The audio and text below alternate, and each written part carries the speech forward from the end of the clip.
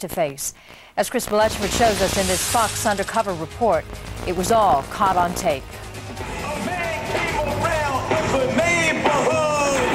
It's a Sunday afternoon car show, and young people have come by the thousands to look at flashy automobiles and at each other. But when two rival gangs come into each other's sight, just looking isn't enough. They taunt each other, flashing signs and yelling gang names. One bystander remembers it this way. Looking like they were trying to get crazy, but I mean, it almost looked like it was going to stop. And as they inch closer together, a hothead crosses the imaginary line between them. It's just like crazy. It's just madness all at once.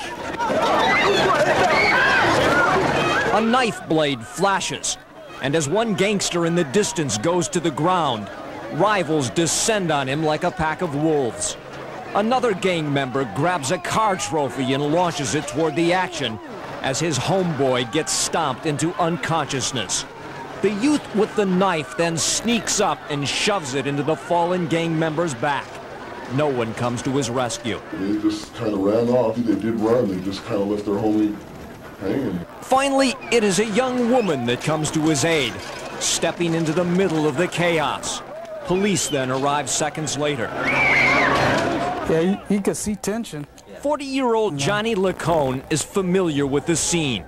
He spent a lifetime in gangs, in and out of prison for years before, he says, I opened my eyes.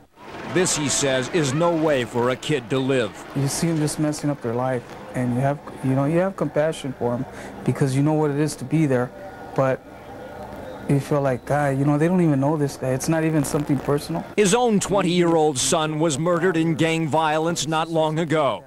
He sees this video and says no one has the right to do this. And that's a human being.